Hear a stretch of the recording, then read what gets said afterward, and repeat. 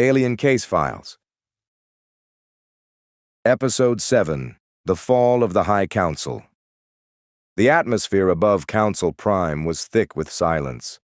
Laya and Goran Clack stood before the great obsidian fortress, surrounded by the banners of a dozen species now united in rebellion. The demand had been clear. Surrender. A bloodless victory was within reach. Or so they thought. Behind the scenes, Councillor Cowles smiled. He was always 2 moves ahead. While the Galactic High Council squabbled, debated, hesitated, Cowles prepared. As the remaining council members began to lower their defenses, ready to accept exile or trial under Unity Coalition supervision, the sky cracked. A shriek of plasma tore through the peace. Cowles' fortress, the Shadow Spire, ignited with unnatural energy. Cannons the size of freighters emerged from its subterranean vaults. Defense satellites turned inward. In one stunning barrage, the entire High Council dome was reduced to molten glass. Only a handful of councilors escaped. Laya pulled Clax behind cover as shockwaves rippled through the city. That lunatic turned on his own. Clax's face was a mask of grim realization. He was never trying to save the Council. He was building an empire of one. The surviving councilors, singed and shaken, were brought aboard the Unity flagship. One of them, Councillor Vera, coughed smoke and stared at Clax with reddened eyes. "We thought he'd fight for us." "You were his cover," Clax snapped. "A stage for his show, and you gave him every tool he needed." Laya was less forgiving. "This is what we warned you about. You called us radicals. Turns out we were just early." Vera lowered her head. "What now?" Clax exchanged a glance with Laya. Then he turned back to the others. "Now, we finish this.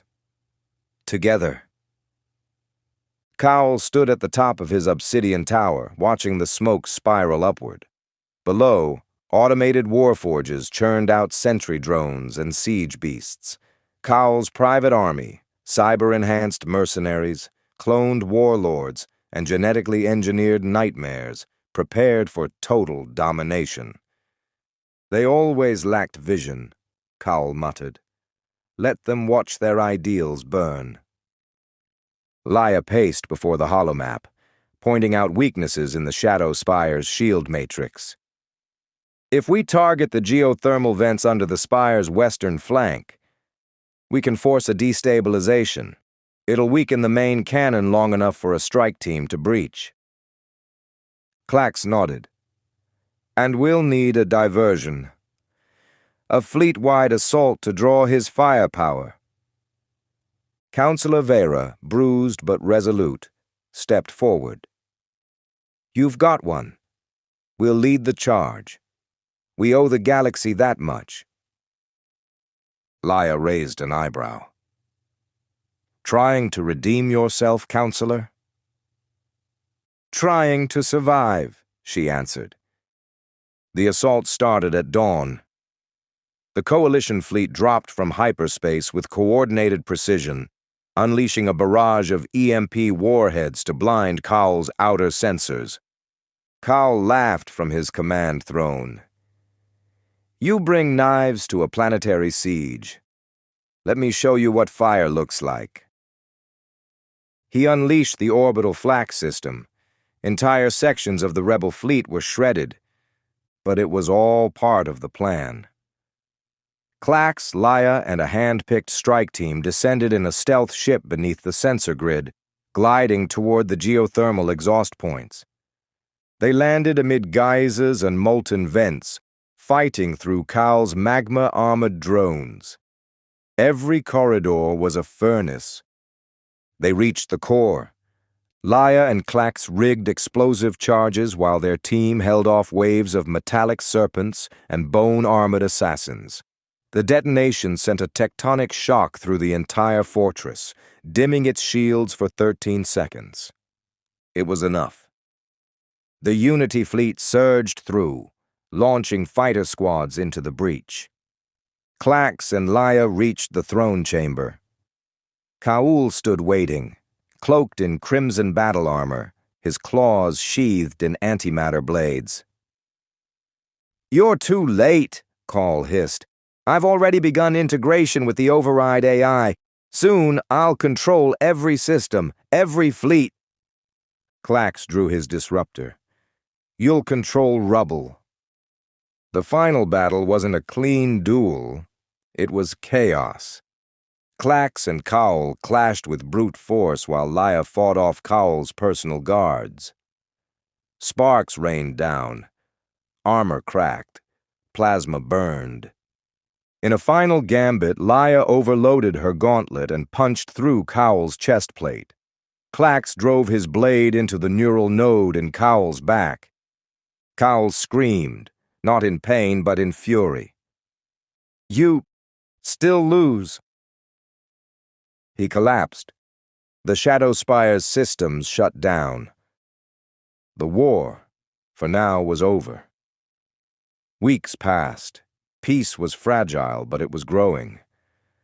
Aliens from across the galaxies arrived to assist in rebuilding the fractured systems left in Kaul's wake. Laya had stepped into a new role, not quite a ruler, not just a commander, a coordinator of worlds, a face of the new Unity Council, one that wouldn't make the mistakes of the old. And Goran Clax? He found himself at last with time to breathe. In his quiet apartment atop a rebuilt district in Council Prime, he poured a glass of amber whiskey over crystalline ice. He kicked his feet up, looking out the window at a city reborn. For a moment, just a moment, he allowed himself to feel satisfied. Then came the knock. Clax groaned. Always the timing. He opened the door. A flustered, green-skinned elder alien stood there holding a data pad. "Detective Clax, sir, I need your help. My Glargon, it's stuck in a tree." Clax blinked, then sighed. "Let me get my coat." He closed the door behind him, muttering, "Every piece comes with its peculiar mysteries." And just like that, the great detective was back on the job. To be continued.